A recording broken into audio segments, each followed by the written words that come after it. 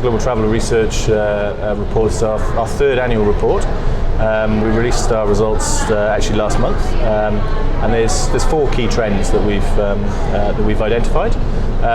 The first is that the travellers find value much more important than cost. With, I think it's 86% of those that we surveyed prioritising value over the cheapest price ticket, for example. So that's trend number one. The second relates to personalisation and how travellers are seeking to have more transparency, if I can say it, transparency and control over their own personalisation journey. And by that I mean that they're looking to build their own personalised experiences. So adding things like extra legroom, for example. So a good proportion of those that we surveyed were looking to do that themselves. What was also interesting, though, is that same group were really confused about what the standard offer includes. Over half of those that we surveyed came back and told us that actually they don't really understand what's included and what's not included today. So sometimes building it themselves is a little bit easier and a little bit clearer. The third trend that we identified was related to technology and how it's influencing decision making. I think we've seen this for a few years, but it's clear that it's still there now. Social media is obviously one of the areas that we see influencing travel through whether it's inspiration or search. But we also identified that there's some key areas. For example, with AR and VR, augmented reality and virtual reality, that our travellers are saying that they think that's going to have a much more important part to play in the future.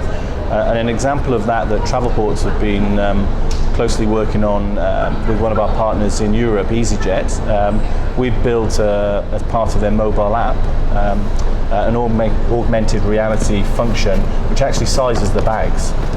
So you can see before you travel, before you get to the airport, if your bag is the right size to fit in the cabin, which is really important. It just takes that stress out of the journey to the airport and worrying whether it's actually going to fit or not.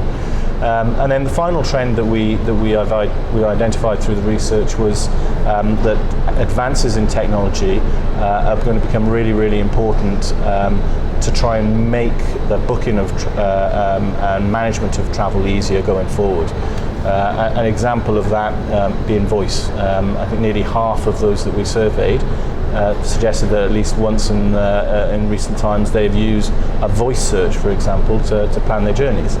And that's something that we see more and more, and that 3, 4, 5 years ago wasn't really even on the radar, but absolutely is a significant part now. And again, EasyJet is a really good example of where we've been able to implement voice search recently in their mobile app. So it's not just something that's coming; it's something that's here. How far has Travelport and the GDS industry evolved with the advancement in technology and data management to meet travelers' expectations, whether that be, for as you were talking about, personalization, finding flights and travel products, ease of use, of course, is always important, and whether they're researching, booking?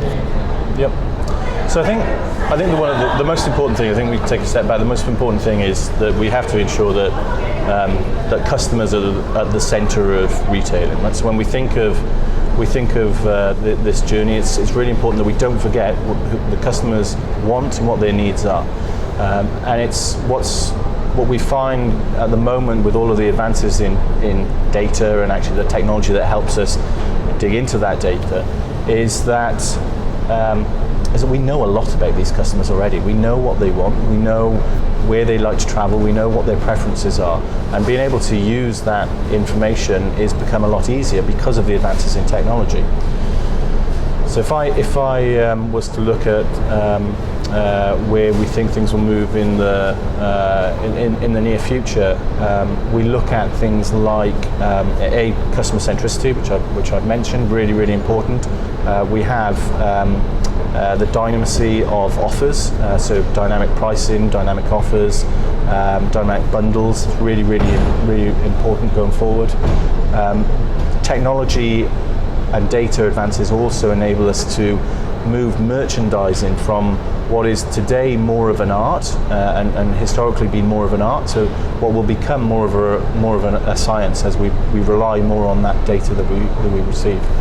And then the other thing is as well is with things like AI, we're able to better automate that personalization. And a really good example of all of those, if we kind of bundle it all up into one, is airline seats. Airline seats, several years ago, there were one or two products. An economy seat was an economy seat. Now there are dozens of products within economy, and they can all be priced slightly differently. Arguably, every seat on a plane has a different value and could be priced accordingly. If you take bundles into account, and if you take corporate offers, if you take loyalty, personalization on top of that as well, there are potentially hundreds and hundreds of different products that can be sold in the future that probably haven't been sold in the past, which opens up a myriad of new opportunities. And it's Travelport's role in this to ensure that information is made available to the retailers so that they can take advantage of that. And we do that today with our own products like rich content and branding, which ensure that key information is made available to the retailers at the time of booking. And we're also starting to think about how that's going to work in the new world of IATA, NDC, and so on. At the end of the day, when I'm at an airline's website, going through the booking process or shopping process, that user interface I'm seeing, is that the airlines or sometimes Travelport? Is Travelport just providing the data, feeding the data to the airline's website, or sometimes you build the website for them? So for an airline website, that's typically the airline's information.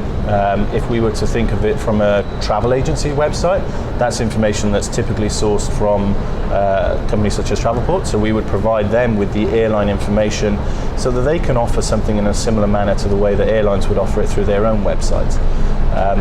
If I were to just to give you a bit more information on that, an airline today, typically, if we think of some of the larger legacy airlines, have a price point. Let's say it's a leading price point of $100. They hardly ever sell those low prices. They, on 75-80% of the occasions, they're upselling to products that make more sense to the individuals.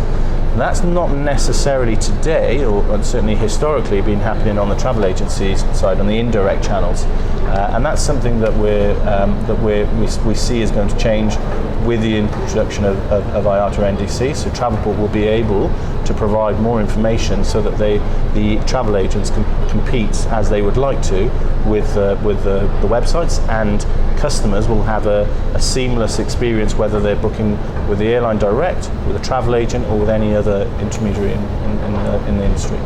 So speaking of NDC, IATA's new distribution capability, open standard, leveraging more modern technology, if you will. It's not that so modern anymore. It's been out for 10 years or whatever. What are going to be the real practical benefits that we see today and might see 5 years from now? It's still in the early stages. Yeah, look, we're in very early stages. If we think of some of the benefits that NDC is going to bring, and if I think about this from a consumer perspective, NDC starts to enable that personalization. We'll be able to do much more with the information that we have, because the airline will know who is searching for that particular offer at the time that they're searching for it. So when that booking is made, we know that it was Charlie from TravelMole that has made that search, and the airline will be able to treat you and tailor an offer for you that's potentially unique to anybody else. So if I give an example, we have let's say there's a $200 lead-in fare that's just a standard fare that's available to everybody. For you, Charlie, you might have your own preferences, and there might be a certain seat that you always desire, and you don't use bags, but you like to have access to a lounge, but you're happy to sit in economy. They know all that information about you because you've travelled with them before, and they know that it's you searching at the time of search. So they'll be able to package something that's unique for you. And for that, you might be willing to say, I'm happy to pay $210 or $220. And you'll leave happy, the airline leaves happy because they've managed to package something that makes sense for you, and the customer experience is happier as a whole. And Travelport's role in that is to make sure that we provide the information and we enable that NDC journey for the airlines and provide all of that information then to the travel agencies. And the same would apply for the resellers. Absolutely. Platform. When do you? I suppose this question's being asked, every year for the past 10 years, and more frequently in the last 5. When will it really make a real impact? So I think the first thing to look at is, I think we're in an interesting phase at the moment. So it has been talked about for a long time. Where we currently are today, I think particularly in Asia Pacific, when we look at the airlines that have already come out with some form of announcement, they've taken an interesting approach, and I think the right approach. It's very collaborative. They're leading with a carrot approach. They are trying to incentivize their travel partners, their travel agents, etc., to use this new technology, because that new technology will have benefits for everybody in the long run. That's not what we're seeing in other parts of the world. In Europe, there's much more of a stick approach. So we need to see, as this progresses, as more airlines adopt NDC and look to move down this journey themselves, whether they continue with the approach that the airlines in this region have already taken, or whether they move to more of a stick approach. And I think there's only time will tell. As you say, this is early on in the journey. I think we're very much expecting. We're expecting quite a few airlines in the not too distant future, within the next six to 9 months, to announce plans on what their NDC journey will look like. And every single one of the airlines that are working in this area, they're not coming out with a fully fledged product now. Right. It's something that's going to evolve over time. For the big corporate travel agencies, or any big travel agency, there's a lot of talk about GDS bypass with NDC. So, okay, we got this open system, airlines, great, we can go. I don't have to pay Travelport or Sabre or Amadeus anymore. My volume accounts, I can connect directly with them with NDC. What's happening with that? And it's, GDS bypass is certainly something that, a term that was certainly used in the early days of IATA NDC as well. I think we've moved on from that, which is great. I think there's a really close collaboration between IATA and Travelport, and I think the other GDSs as well. And I think IATA have recognised, and the airlines as well have recognised, that this is not a journey you can go on in isolation. You have to bring the entire industry along with you, and the travel agents need somebody a technology partner that can help them through that journey as well. It's not something that they'll be able to manage on their own, and there's nobody better placed than the GDSs, to be honest, to be able to aggregate that content and distribute it in a way that will make sense. That's what a lot of people thought, and that looks like it's what's happening. Tell us about Travelport's Travel Unified campaign, launched earlier in the year to encourage more support for travelers with intellectual disabilities. And tell us what that is. I'm not sure. Yes, absolutely. So we did some research earlier in the year to identify how many bookings had a DPNA, SSR code, so a special service request code, which is used by agents to identify passengers that might have intellectual disabilities and require additional assistance as they travel. We found that the code was hardly used. Disappointingly so, it was hardly used. It was. I've got a stat which is incredible, that 0.0015% of all bookings use this DPNA code. If you compare that to the fact that there are 3% of the global population have intellectual disabilities and could potentially benefit from using this code. Provide what is intellectual versus physical disability? So if I give you an example, as part of this campaign, we've partnered with a social media celebrity in the Middle East who has a son who's on the autism spectrum, who will be able to benefit from the use of this code. So he, for example, has created a video in partnership with ourselves, and that video has been seen by over 6 million people so far.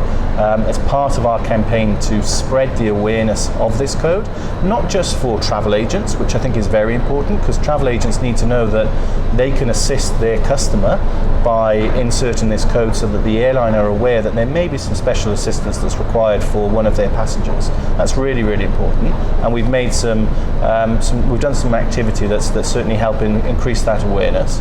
But we've also, by working with this particular celebrity, social media celebrity, been able to get the word out amongst his population, his audience, his fan base. And there are families who today have a challenging time when if you're traveling with somebody that needs that extra care or attention, or needs something slightly different. It's really important that they know if there's help out there that they can get it. And so if they know that they can speak to their travel agents and say, please, could you put in a special service request, and we believe the code is DPNA. Because a travel agent, I'd be a little shy as a travel agent to ask. And by the way, if you have any intellectual disabilities, we can give you special service. So, well, that's very good. That's very good. Well, thank you so much, Chris. Thank you very much, Charlie.